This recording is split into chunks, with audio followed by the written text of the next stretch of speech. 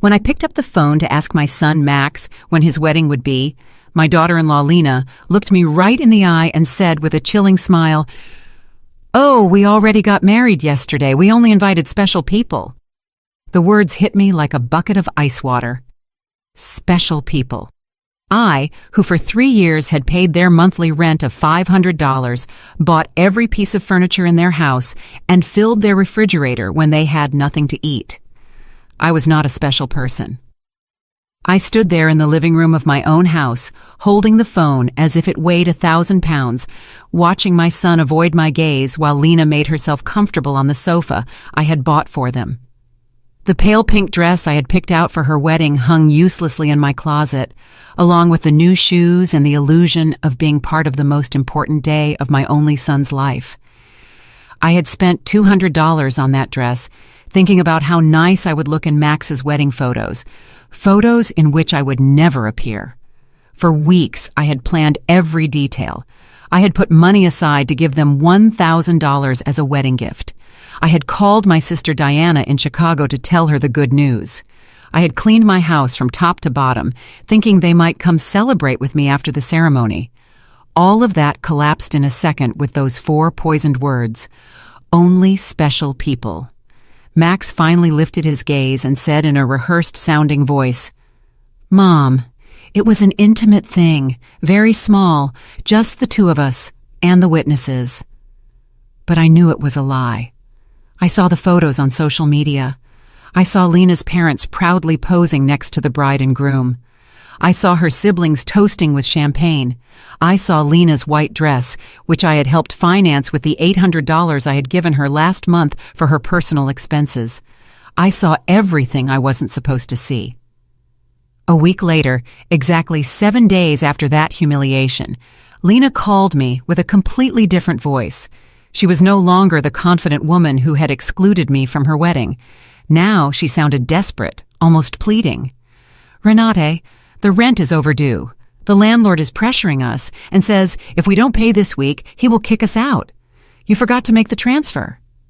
Her voice trembled slightly, as if the world were ending. I was silent for a few seconds, remembering all the times I had run to the bank to make that transfer.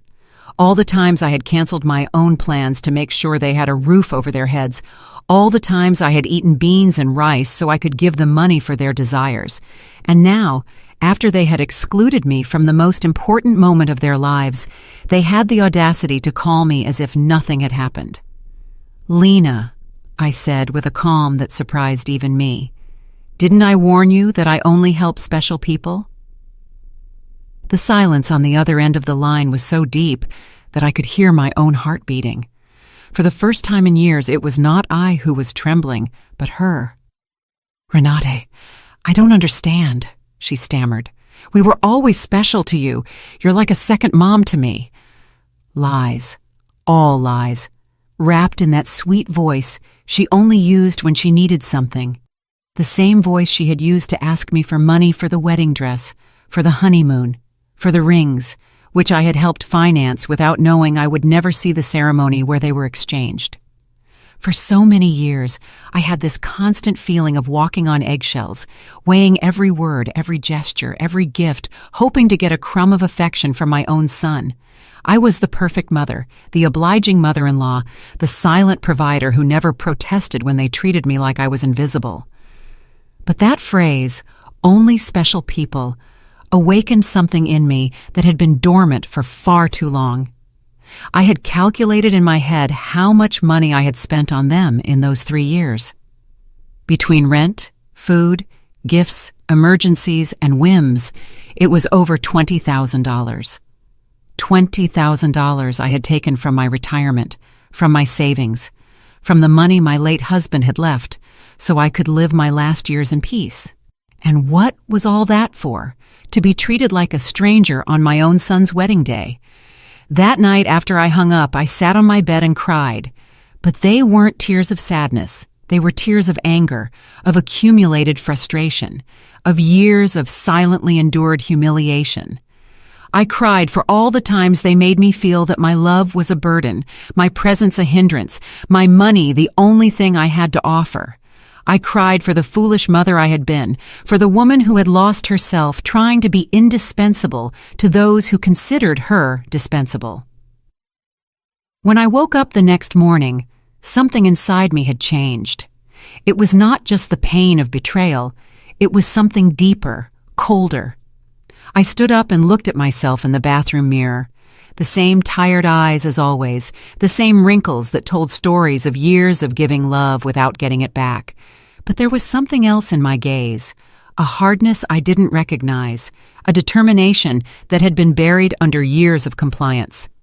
I went to the kitchen and made coffee, as I had every morning for 40 years, but this time I didn't think about calling Max to ask how he had slept. I didn't check my phone in anticipation of a message from him apologizing for the previous day's humiliation. For the first time in a long time, I was my own first concern of the day. I sat at the table where I had so often planned surprises for them, counted bills for their expenses, and cried silently when they treated me with indifference. Now, this table would be a witness to something completely different. I took out my checkbook, my bank statements, and started to do the math. I wanted to see, in exact numbers, the extent of my own foolishness. Monthly rent of $500 multiplied by 36 months was $18,000. Food and supplies, approximately $200 a month, was another $7,200. Birthday gifts, Christmas gifts, anniversary gifts, at least $3,000. Lena's medical emergencies, $800. The car loan they never paid me back, $2,500. The air conditioner repair in their apartment, $600. The living room furniture, $1,200, $33,400. That was the exact sum of my generosity. $33,400 I had wasted from my husband's inheritance, from my pension, from the savings I had put aside penny by penny for decades of honest work. All that money thrown out the window to keep two adults comfortable who couldn't even pretend to respect me. The phone rang, and I saw Max's name on the screen. Normally, my heart would have pounded as I ran to answer, hoping he would finally apologize and explain that everything had been a misunderstanding. But this time, I let it ring once, twice, 3 times. Finally, it fell silent, and I continued drinking my coffee as if nothing had happened. 10 minutes later, it rang again. This time, it was Lena. I let it ring too. Then a text came from Max. "Mom, please answer. We need to talk." I deleted the message without replying. At 2 o'clock in the afternoon, I decided to go for a walk. I hadn't done that in months without a specific purpose, without an errand related to them. It was always the bank for transfers, the supermarket to buy them something they needed, the pharmacy for Lena's medications. Today, I went for a walk just because I wanted to. I walked past the park where I had often taken Max as a child.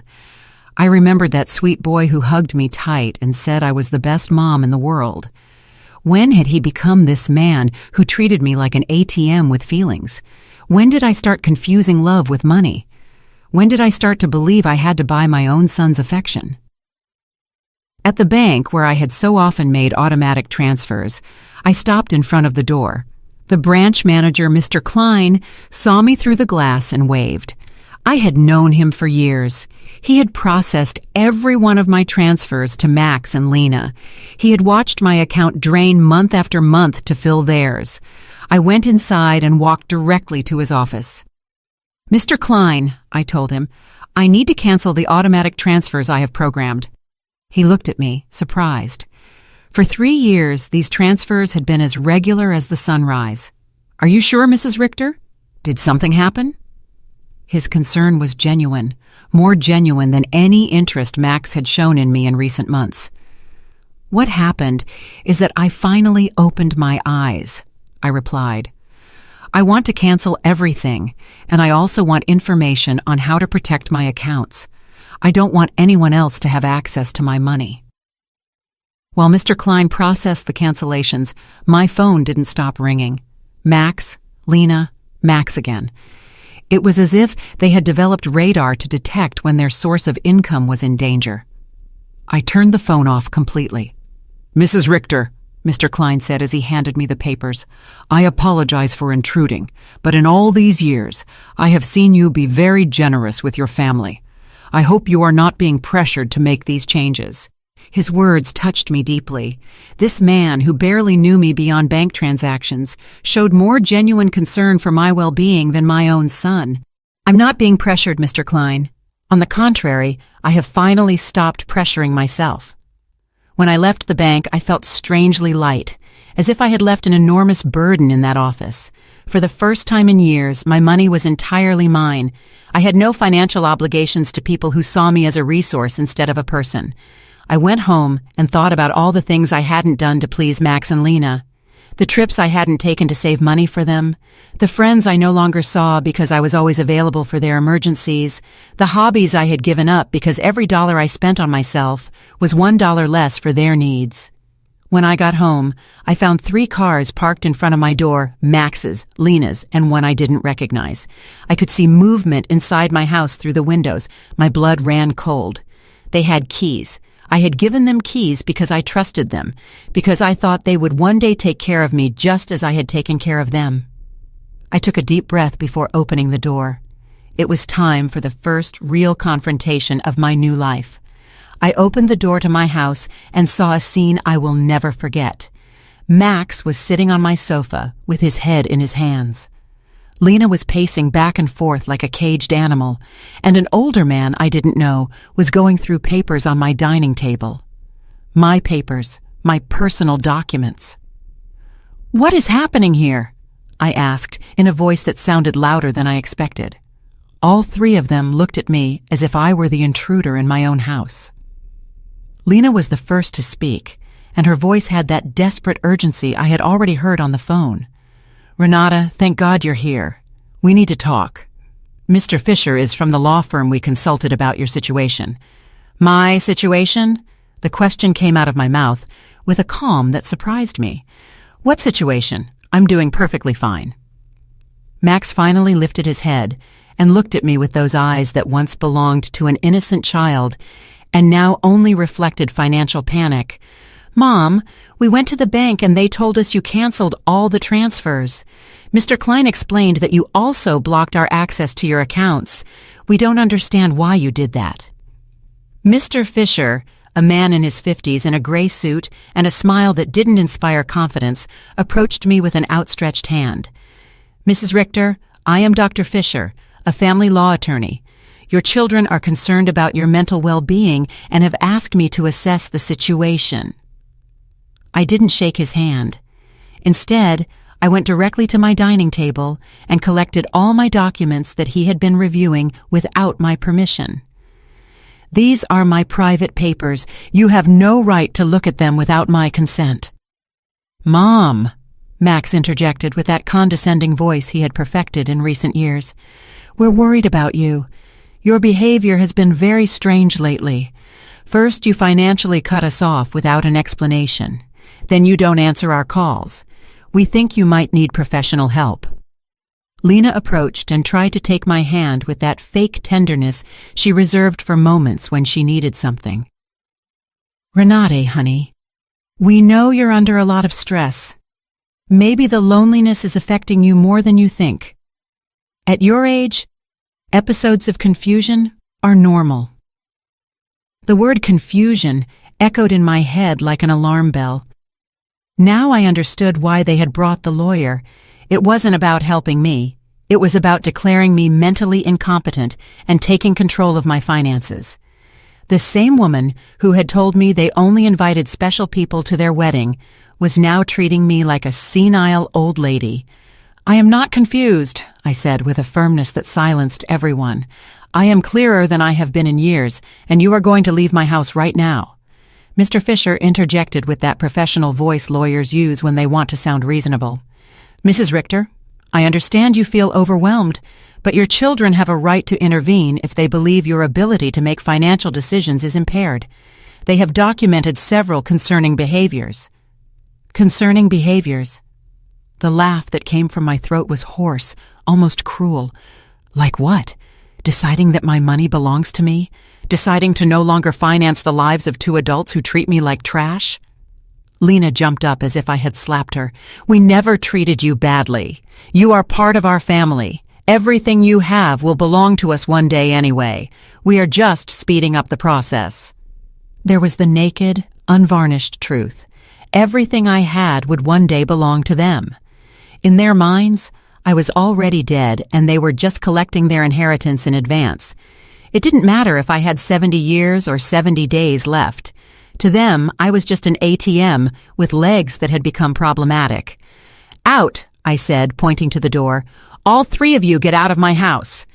Max stood up with that angry, childlike face he made when he didn't get his way. "Mom, we can't just leave. We have obligations. The rent, the car payments, the credit card you co-signed for. You can't just cut us off from one day to the next." "I can't?" My voice rose for the first time in the entire conversation. "Who says I can't? For years I have paid rent that wasn't even in my name. I filled a refrigerator in a house where I was not welcome. I financed a life that clearly had no place for me." Mr. Fisher took a folder from his briefcase and placed it on my table. "Mrs. Richter, we have prepared some documents that could facilitate this transition. A power of attorney that would allow Max and Lena to manage your finances more efficiently. This would just be temporary until you feel better." I took the folder and, without even opening it, threw it directly into the trash can. "The only transition that is going to happen here is yours to the front door." Lena started to cry, but they weren't tears of sadness. They were tears of frustration, of contained rage. "You can't do this to us, Renate. We were counting on you. We made plans based on your support. We bought things. We took on financial obligations because we knew we could count on you." "Obligations based on my money," I replied. "Not on my well-being, not on my happiness, not on my company, just on my money. And now that I have decided that my money is better used in my own life, I am suddenly a confused old woman who needs legal guardianship?" Max tried to approach me, but I took a step back. He was no longer the boy who ran into my arms when he had nightmares. He was a 35-year-old man who saw his mother as an obstacle between himself and a comfortable life financed by others. "Mom, we made mistakes," he said in a voice that was supposed to sound remorseful. "The wedding was a misunderstanding. Lena was nervous. I was under pressure. We can fix this if you just become reasonable again." Reasonable. The word tasted bitter in my mouth. Being reasonable means continuing to pay for your life while you treat me like a stranger. It means pretending it doesn't hurt to have been excluded from the most important day of my only son's life. Mr. Fisher packed his papers with the efficiency of someone who is used to having proposals rejected. "Mrs. Richter, this is not over. Your family has legal options. If you are indeed making irrational decisions due to mental health problems, a judge can determine that you need guardianship." His words were like a blow. I realized this was not just a manipulative family visit. It was a real legal threat. They wanted to declare me incompetent to manage my own affairs.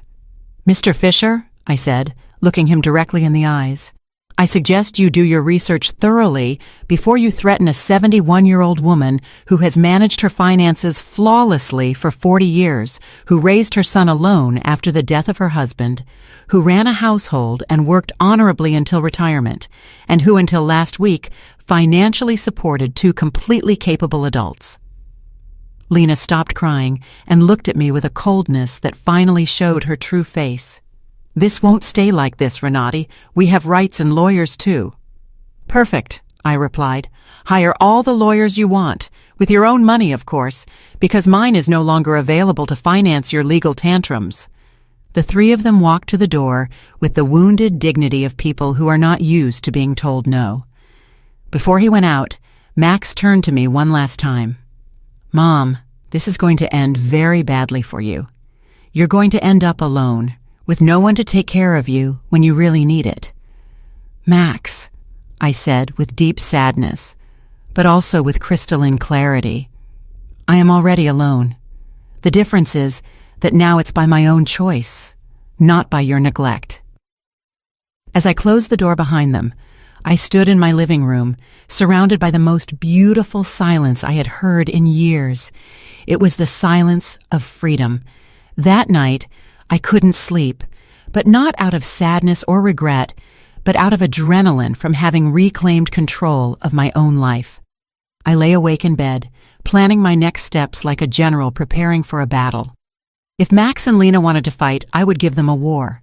But it would be a war I would fight with intelligence, not with emotion. At 6 o'clock in the morning, I was already dressed and ready to go. My first stop was the office of attorney Mr. Weber, a man I had met years ago when I was handling my husband's will. Unlike Mr. Fisher, whom Max and Lena had brought, Mr. Weber had an impeccable reputation and specialized in protecting the rights of the elderly. "Mrs. Richter," he told me as I explained the situation, "what your children tried to do yesterday is more common than you think. It's called elder financial abuse, and it's a federal crime. The fact that they entered your house without permission and reviewed your private documents also constitutes a violation." His words both calmed and worried me.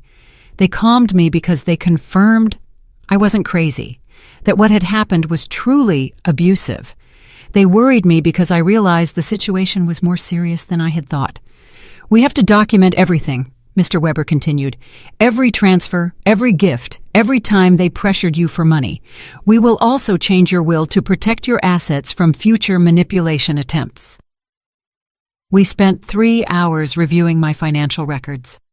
Mr. Weber whistled when he saw the total sum: $33,400 in 3 years. "Mrs. Richter, with this money, you could have lived comfortably, traveled, and enjoyed your retirement. Instead, you completely financed the lives of 2 adults who didn't even respect you enough to invite you to their wedding." When I left Mr. Weber's office, I had a complete plan. First, I would change all the locks on my house. Second, I would install a security system with cameras to protect myself from future surprise visits. Third, I would open a new bank account at a different bank where they had no contact. And fourth, I would start living the life I had postponed for years. My next stop was the hardware store. The owner, Mr. Summer, had known me for years because I was always buying things to fix Max and Lena's apartment. This time was different. "Mrs. Richter, what brings you here today? Another emergency with your son?" he asked with the familiarity of a person who had silently witnessed my wasted generosity. "No, Mr. Summer. This time it's for my own house. I need to change all the locks, and I want them to be of the best quality." He looked at me, surprised, but asked no questions. While I was choosing the locks, his son Ethan, who installed security systems, came by. It was Providence in action. "Ethan," I told him, "I also need to install surveillance cameras, the complete system. The price is not an issue." While they were preparing everything for the installation the next day, I received a call from an unknown number. It was Lena calling from someone else's phone because I had blocked her number after the previous day's confrontation. "Renate, it's Lena. Please don't hang up. We need to talk like civilized adults." "Speak," I said dryly. "Listen, I understand you're upset about the wedding. It was a mistake. Max and I have talked about it, and we want to make it up to you. How about we have a special dinner to celebrate our wedding with you? We can do it at your house, cook together like we used to."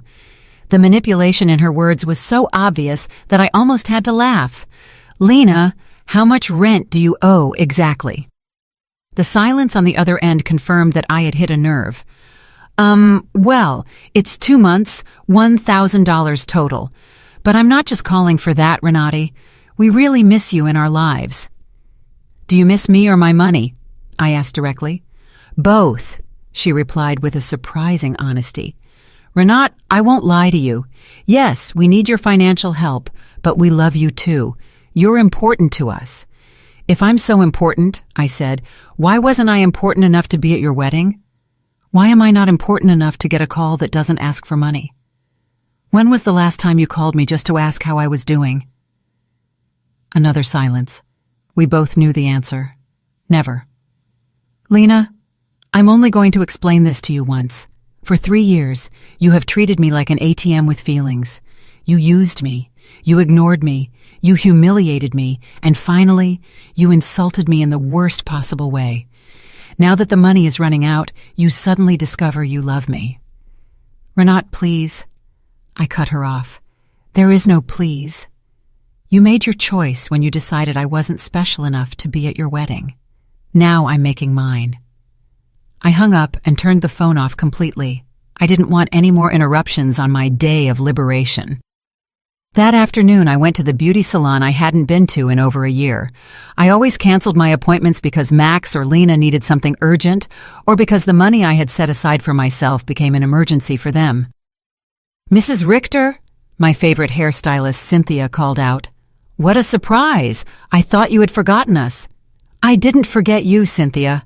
I just forgot that I also deserved to be pampered. I treated myself to the full treatment: cut, color, manicure, pedicure. For the first time in years, I spent money on myself without feeling guilty. While Cynthia worked on my hair, she told me about her life, her children, her dreams. It was refreshing to have a conversation that didn't revolve around Max and Lena's needs. You look beautiful, Mrs. Richter, she said when she was done. But more than that, you look free. Did something good happen? Yes, Cynthia. I finally learned to say no. When I got home that afternoon, there was a car in front of my door that I didn't recognize. My heart raced for a moment, thinking Max and Lena might have come back with reinforcements. But as I got closer, I saw an older woman sitting on the steps of my porch. Mrs. Richter? She asked as I got out of the car. Yes, that's me. Can I help you? I'm Eleanor Brooks. I live next door. We've been neighbors for years, but we've never had a chance to talk. Yesterday I heard very loud voices in your house, and I got worried. Is everything okay? Her sincere concern touched me deeply. Here was a stranger who showed more interest in my well-being than my own son. Come in, Mrs. Brooks. I'll make you a coffee, and I'll tell you a story you won't believe. While I was making coffee, I told her the whole situation. Eleanor listened without interrupting, nodding occasionally, and when I finished my story, her eyes were filled with tears. Mrs. Richter, she said, you did the right thing. I went through something similar with my daughter 5 years ago. I also thought it was my duty to finance her adult life. I also believed they wouldn't love me if I didn't give them money. What happened? I cut off the money when I realized they only called me when they needed something. At first it was terrible. They threatened me, emotionally blackmailed me, tried to make me feel guilty. But after 6 months, my daughter called to genuinely apologize. Now we have a real relationship based on love, not on money. Her words gave me hope and confirmed that I had made the right decision. Do you think Max and Lena will understand one day? Maybe yes, maybe no, she answered honestly. But that's no longer your responsibility, Mrs. Richter. Your responsibility now is to live your own life. That night, for the first time in 3 years, I went to bed without worrying about whether Max and Lena had money for rent, for food, for their whims. I went to bed thinking about myself, my plans, my future, and I slept better than I had in years. The next day, Ethan and Mr. Summer came at 8 in the morning to change the locks and install the security system. While they worked, my phone didn't stop ringing from unknown numbers. Lena was still trying to contact me from different phones, but I had developed a new skill, completely ignoring calls that didn't suit me. Mrs. Richter, Ethan said as he installed the cameras. This system will give you absolute peace of mind. You can see from your phone who is coming to your house, even when you're not here. And if someone breaks in without permission, an alert is automatically sent to the police. The irony was not lost on me. I was installing a security system to protect myself from my own son, but it didn't hurt as much as it used to. It was simply a practical measure to maintain my newfound peace. While they were working, I decided to do something I hadn't done in years. Call my sister, Diana, in Chicago. We had lost touch because every time we talked, I would tell her about Max and Lena's successes, about how much money I had spent on them, about how proud I was to be able to help them. I now realized that our conversations had become financial reports disguised as family news. Renate, Diana answered, surprised. Sister, how are you? We haven't spoken in months. I'm good, Diana. Better than good. I'm calling you to tell you that I've finally come to my senses. I told her the whole story from the beginning, the secret wedding, the humiliation, the visit with the lawyer, my decision to cut off the funding. Diana listened to me in silence, and when I was done, her answer surprised me. Renate, sister, it was about time. Every time we spoke, it broke my heart to hear you brag about how much money you gave them, as if love could be measured in dollars. I wanted to tell you something, but I didn't know how. What did you want to tell me? That Max never spoke lovingly about you when I saw him at family gatherings. It was always, my mom helped me with this, or my mom bought me that, but never, I miss my mom, or I love my mom. It was as if you were a service provider, not a person. Her words hurt, but it was a necessary pain, like when a doctor cleans an infected wound. It hurts, but it's part of the healing. You know what else I noticed? Diana continued. Lena always spoke about you in the future tense. When Renate is no longer here, we can remodel her house, or when we inherit, we will invest in the business, as if they were waiting for you to die to really live. This revelation hit me like a bucket of ice water. They didn't just see me as an ATM, they saw me as a temporary obstacle between them and their money. While I was trying to make them happy, they were planning their future without me. After talking with Diana, I sat in my kitchen, processing all this information. Years of marriage to a man who truly loved me, 35 years of raising my son alone after my husband's death, and 3 years of financing 2 adults who saw me as a $100,000 obstacle. The doorbell rang, and on the new cameras, I saw it was Eleanor, with a mug in her hands. I opened the door, and she handed me a fresh brewed coffee. I thought you might need some company after everything you told me yesterday, she said, with that sincere smile I had already come to appreciate. We sat in my living room, and Eleanor told me more details from her own experience.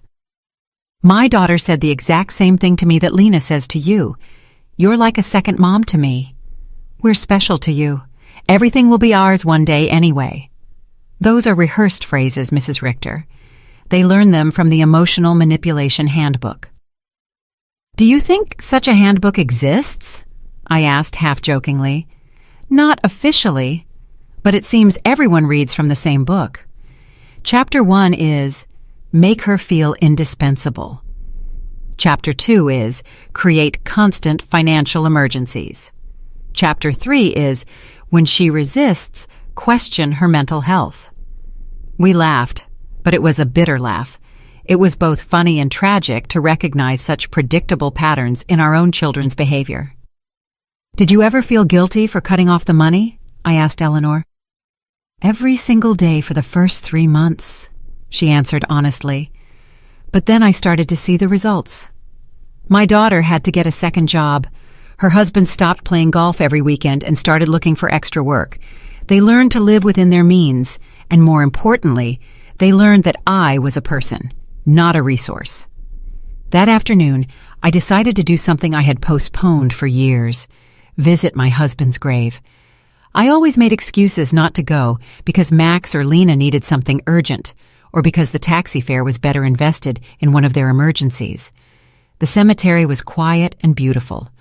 Robert's grave looked a bit neglected because I hadn't been there to clean it in months. I sat on the grass next to his headstone and talked to him as if he were alive. Robert, my love, I think I lost myself for a while. After you left, I put all my energy into Max. I wanted to be the best mother in the world, thinking somehow he would grow up without a father. But I think in the process, I forgot to be myself.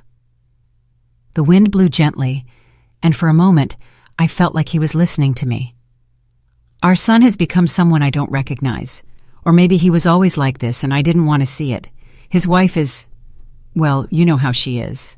The money you left for me to live peacefully, I spent it taking care of them. But not anymore, my love. I have learned. I cleaned his grave, replaced the withered flowers with new ones, and stayed there for another hour, simply enjoying the peace. For the first time in years, I was not in a hurry to get home to solve a crisis for Max and Lena. When I got home, there were 3 cars parked in front of my door again. My heart raced, but this time I was prepared. The cameras showed me that it was Max, Lena, and two other people I didn't recognize. Everyone seemed agitated, talking to each other and pointing at my house. I didn't get out of the car. Instead, I called Mr. Weber, my lawyer. Mr. Weber, they are at my house again. This time they've brought more people. What should I do? Don't get out of the car, Mrs. Richter. I'll be there right away and I'll call the police. After our conversation yesterday, I requested a temporary restraining order. They are not allowed to be on your property. Minutes later, Mr. Weber and two police patrol cars arrived. I watched the officers talk to Max and Lena, saw my son gesticulate angrily, saw Lena crying again, but this time her tears did not move me. One of the officers approached my car. "Ma'am, you can get out safely. Your visitors are going to leave immediately." As I got out of the car, Max shouted at me from the street, "Mom, this is ridiculous. We're your family. You can't call the police on your own son." "Max," I replied with a calm that surprised even me, "family doesn't threaten lawsuits for mental incompetence.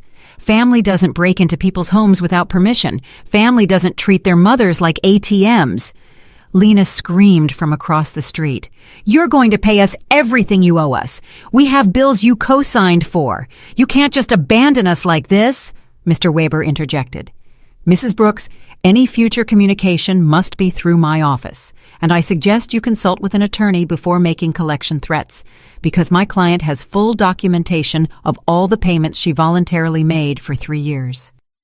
I watched them drive away in their cars, defeated but not giving up. I knew this wasn't over, but for the first time in this situation, I felt confident. I had professional help. I had emotional support from Eleanor. And more importantly, I had mental clarity about what was right and what was wrong. That night, Eleanor invited me to her house for dinner. I met her daughter, who was visiting, and I was able to see with my own eyes what a healthy family relationship looked like. They spoke respectfully to each other, asked sincerely about each other's lives, and laughed together. The daughter didn't ask for money once the entire evening. "I wanted that with Max, too," I confessed to Eleanor after her daughter had left. "And maybe you'll get it one day," she replied.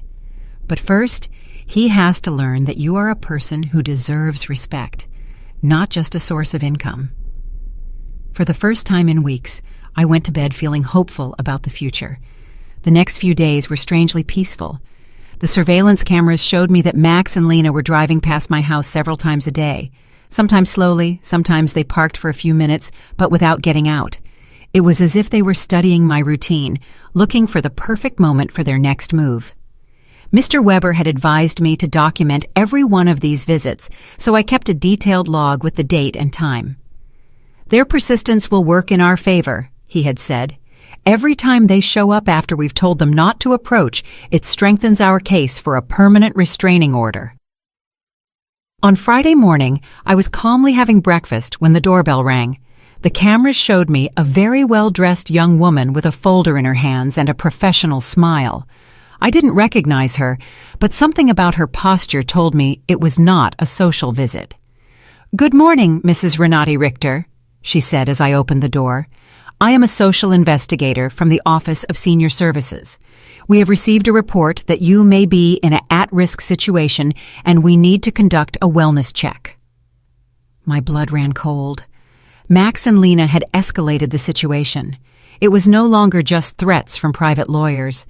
Now they had involved the government. "Can I see your ID?" I asked, trying to stay calm. "Of course." She showed me an official ID that looked genuine. "I am social worker Mrs. Schmidt. Can I come in and talk to you?" I let her in, knowing that a refusal would have been worse for my case. Mrs. Schmidt sat down in my living room and took a form out of her folder. "Mrs. Richter, we have received reports that you have shown significant changes in your financial behavior, that you have cut off communication with your family, and that you have shown signs of paranoia by installing unnecessary security systems. We were also told that you have refused medical and legal help from your loved ones." Every word had been carefully chosen to make me sound like a mentally disturbed old woman. I recognized Lena's handwriting in the wording. She had always been skilled at manipulating words to get what she wanted. "Miss Schmidt," I said with all the dignity I could muster, "I would like to call my lawyer before answering any questions." Ma'am, this is not a legal interrogation. It's a wellness check. If you have nothing to hide, it should not be a problem to speak with me. The phrase, "if you have nothing to hide," infuriated me. It was the same logic abusers used to justify their invasions. If you're innocent, you shouldn't complain about your privacy being violated. Miss, I'm calling my lawyer. You can wait here or come back another day, but I will not answer any questions without legal representation present. I called Mr. Weber, and he was there within 20 minutes. When he came in and saw the social worker, his expression hardened. "Miss Schmidt," he said after checking her ID, "I hope you have a court order to be here, because my client is under my legal representation, and any unauthorized investigation constitutes harassment." "Sir?" Mrs. Schmidt replied with less confidence than before. "We have reports from concerned family members about the lady's well-being. It's our duty to investigate." "What family?" Mr. Weber asked dryly. "The same family that tried to get her to sign a power of attorney without representation. The same family that broke into her house without permission and checked her private documents. The same family that excluded her from important events while living off her money." Mr. Weber took a folder from his briefcase and placed it on the table. "Here, I have complete documentation of my client's financial and emotional abuse. $33,400 that were withdrawn from her accounts in 3 years. Systematic social exclusion and emotional blackmail. If someone needs to be investigated here, it is not my client." Mrs. Schmidt reviewed the documents with growing discomfort. It was obvious that the information she had been given did not match the reality she had in front of her.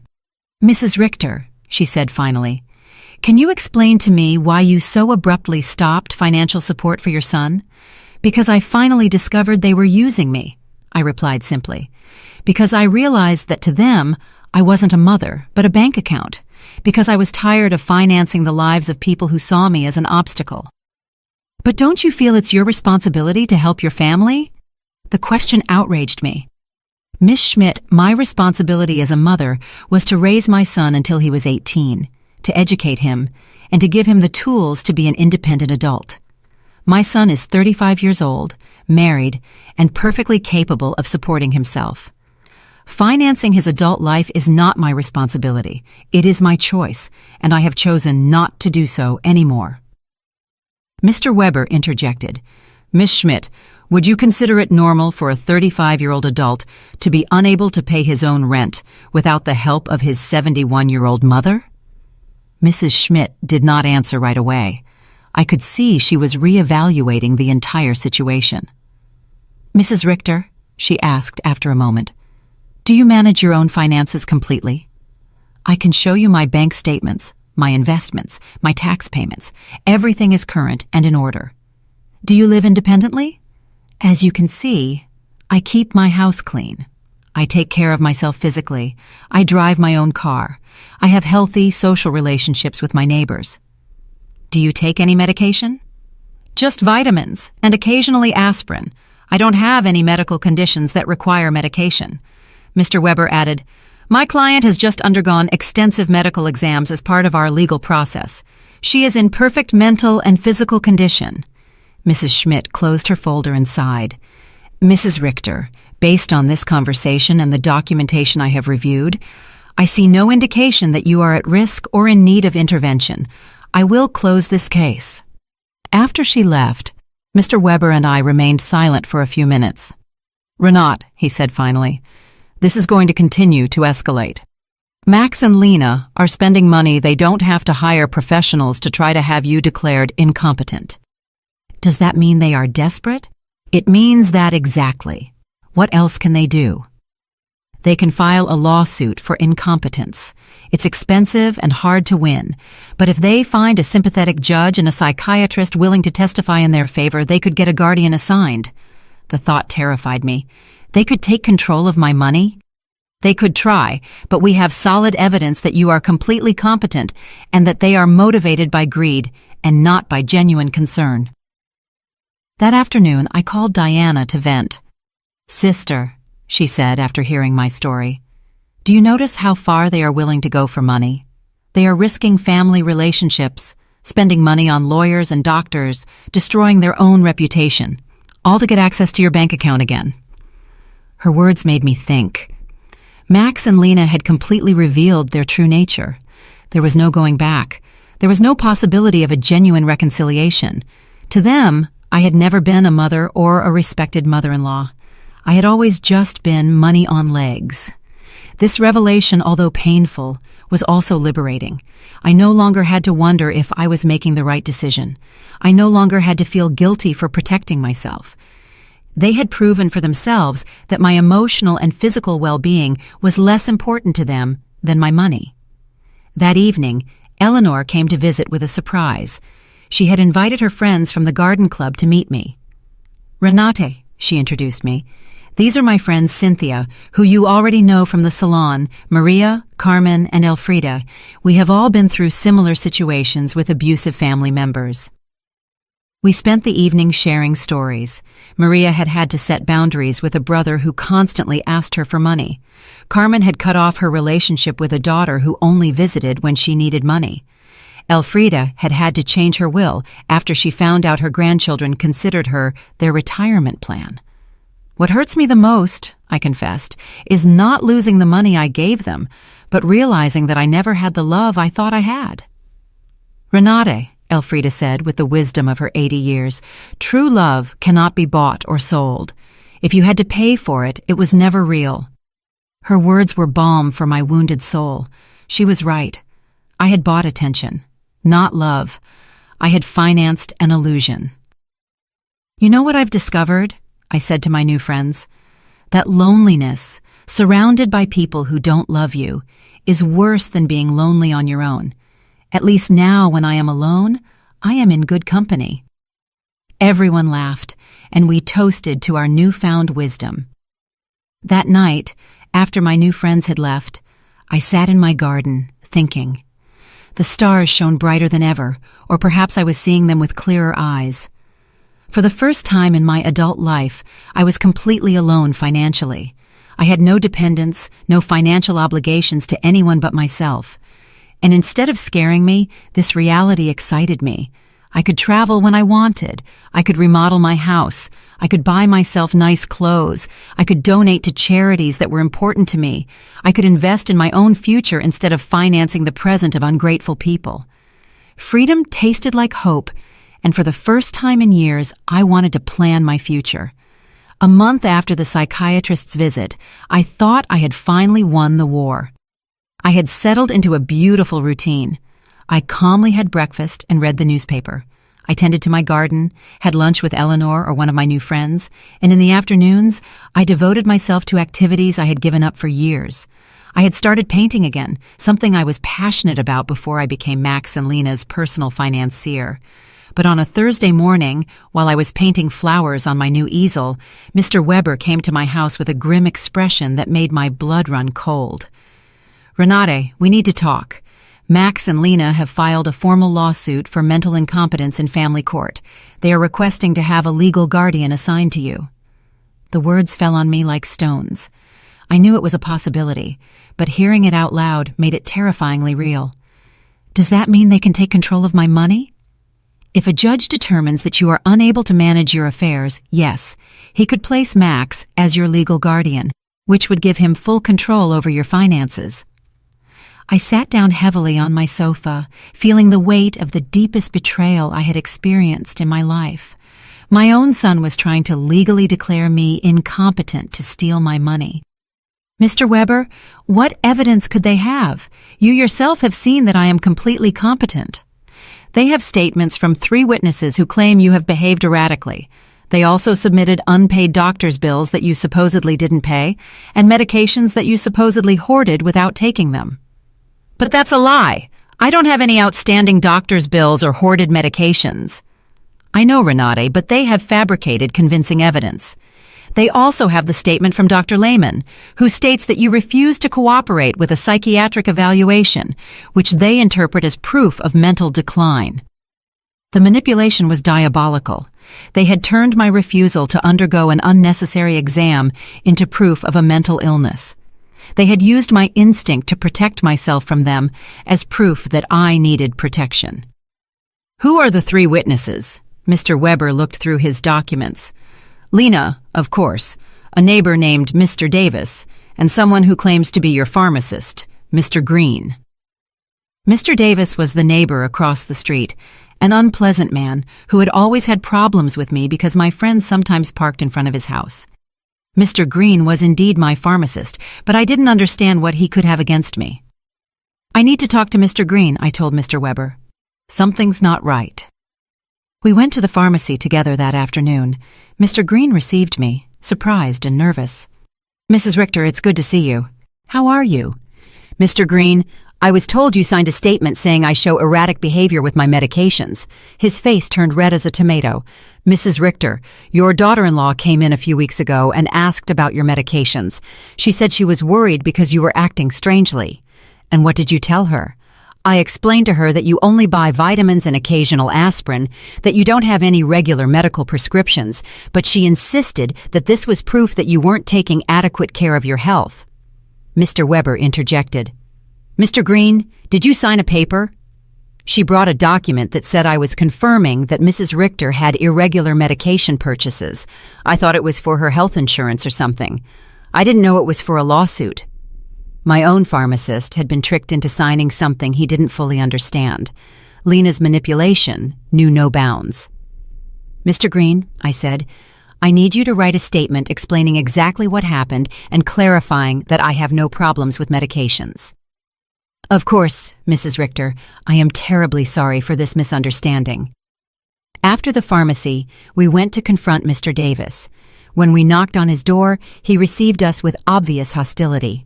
"What do you want, Mr. Davis?" Mr. Weber said. "I understand you signed a statement about my client's behavior." "And you're right, I did. That woman is crazy. She's been acting strange for weeks." "Can you be more specific about the behaviors you observed?" "Installing cameras as if she lived in a war zone, having strangers visit all the time, yelling at her family in the street." I realized Mr. Davis had taken everything out of context. The cameras had been installed for protection. The strangers were my new friends. The yelling was me defending my house from Max and Lena's invasions. "Mr. Davis," I said, "do you know why I installed the cameras?" "No, and I don't care." "To protect myself from my son and daughter-in-law, who broke into my house without permission and threatened me." "That's what a crazy person would say," he replied cruelly. There was no way to reason with him. His statement was based on superficial observations, maliciously interpreted. That evening, Mr. Weber and I sat down to plan our defense. "Renate, we need our own psychiatric evaluation. I have a colleague, Dr. Moore, who is an expert in assessing mental capacity. She can officially confirm that you are completely competent." "What if Max and Lena have bribed the judge? What if none of this matters because they have already decided to declare me incompetent?" "Renate, the legal system is not perfect, but it's not completely corrupt either. We have solid evidence of your mental competence and their financial motivations. We are going to fight this." The next day, I went to my appointment with Dr. Moore. She was a woman in her 50s with kind but astute eyes. "Mrs. Richter, I'm going to ask you a series of questions and tests to assess your mental capacity. Take your time and answer honestly." For 2 hours, she asked me questions about my memory, my reasoning ability, my financial understanding, my emotional health. She also gave me cognitive tests and asked me to solve mathematical and logical problems. "Mrs. Richter," she said at the end, "your results are well above average for your age. You are not only mentally competent, but your cognitive function is excellent." "Doctor, why do you think my family is doing this?" "Based on what you've told me and the documents I've reviewed, this seems to be a classic case of elder financial exploitation. Unfortunately, it's more common than people think." I left the consultation feeling validated, but also sad.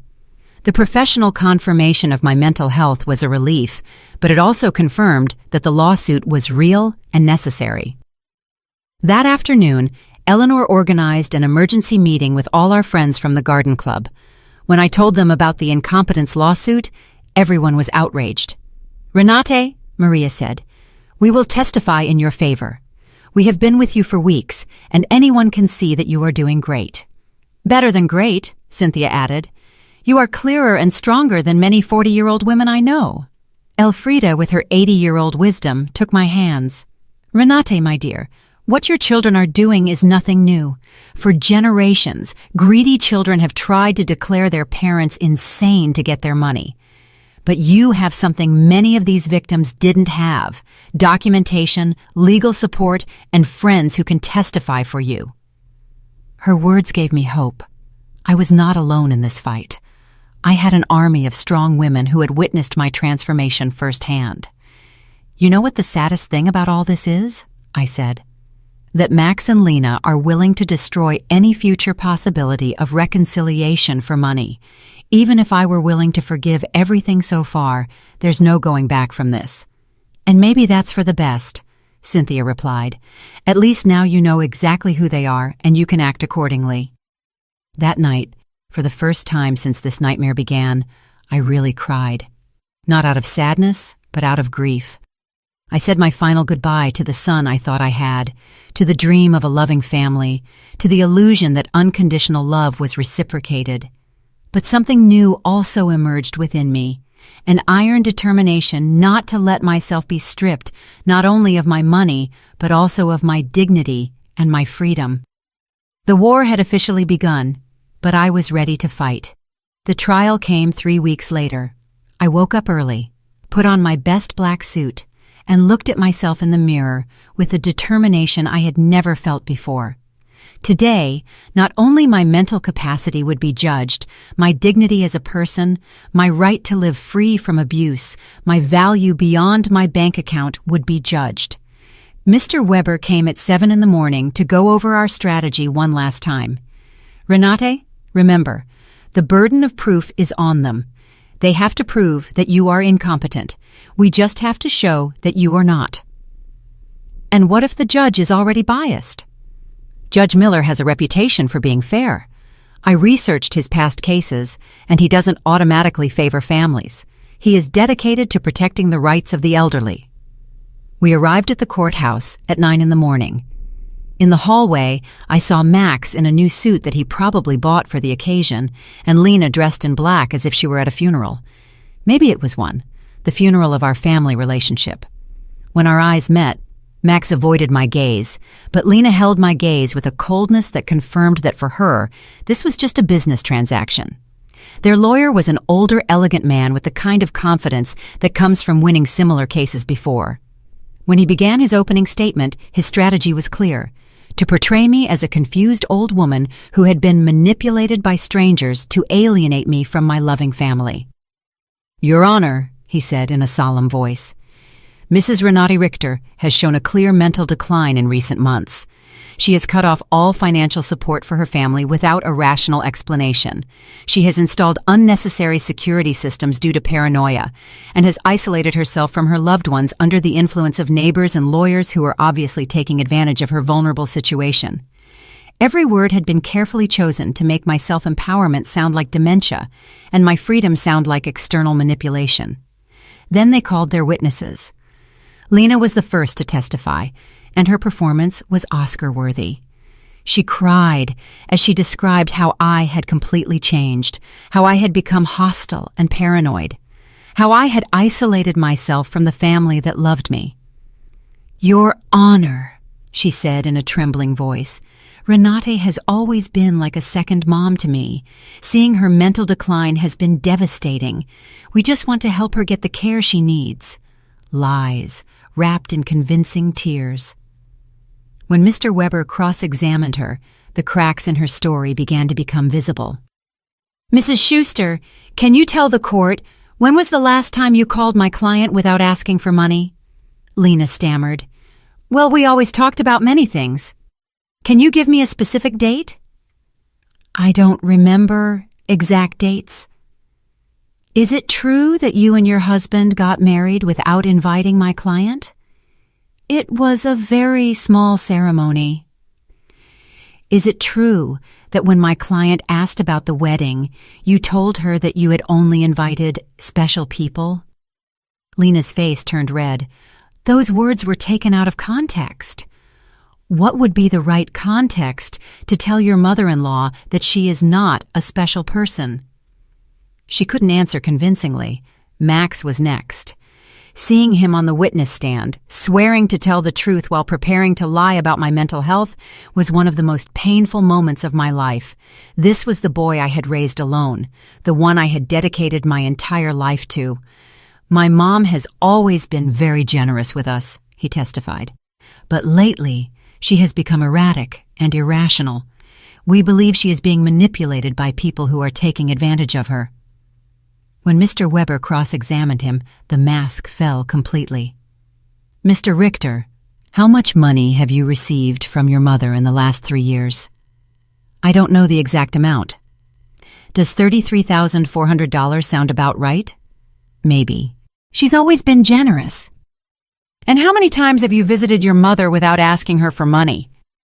The silence was deafening.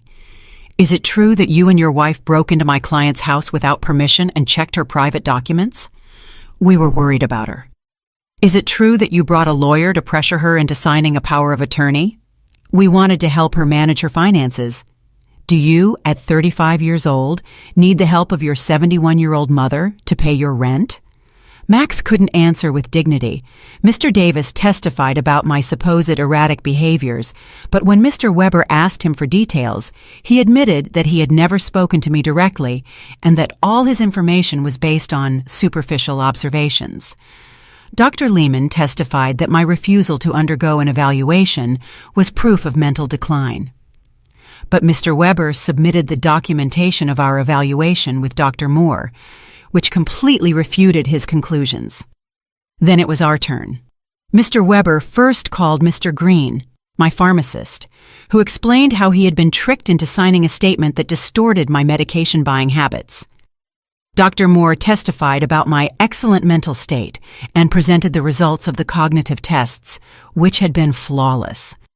Mr. Summer from the hardware store testified about my mental competence and explained that my decisions to cancel automatic transfers were completely rational and had been processed correctly. Eleanor and my friends from the garden club testified about my clarity, my newfound vitality, and my ability to maintain healthy social relationships. Finally, it was my turn to testify. I stood up with dignity and walked to the witness stand, feeling the weight of 71 years of experience, of wisdom gained through pain, of strength discovered in adversity. Mr. Weber guided me through my testimony, letting me tell my whole story. The $33,400 spent in 3 years, the humiliation of being excluded from the wedding, the constant emotional manipulation, the violation of my privacy, the legal threats. Mrs. Richter, Mr. Weber finally asked, why did you decide to stop financial support for your son and daughter-in-law? Because I finally understood that what I was getting from them was not love, I replied in a clear, loud voice.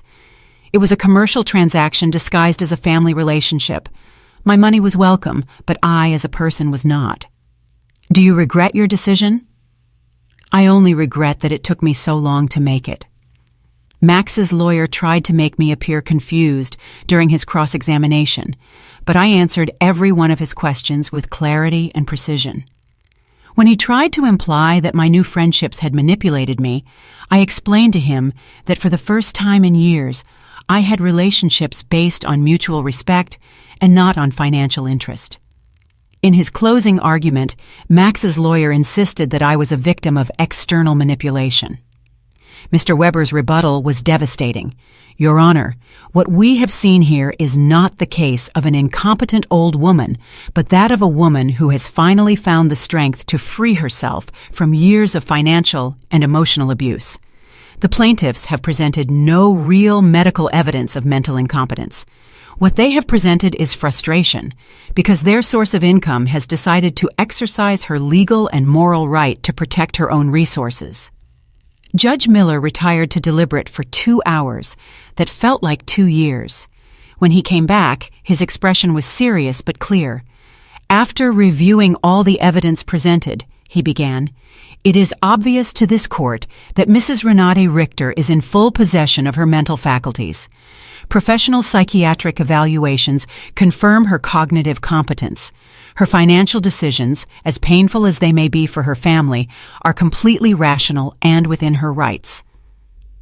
My heart began to beat faster.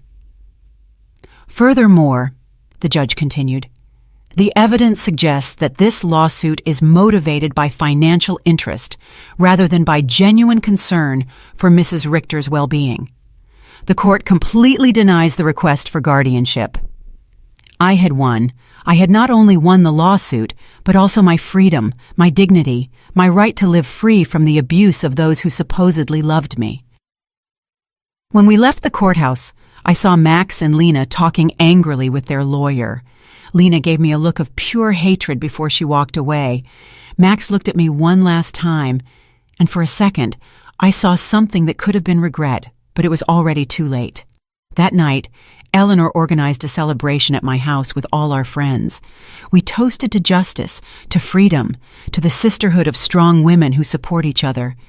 Renata, Elfrida told me, today you didn't just win a trial.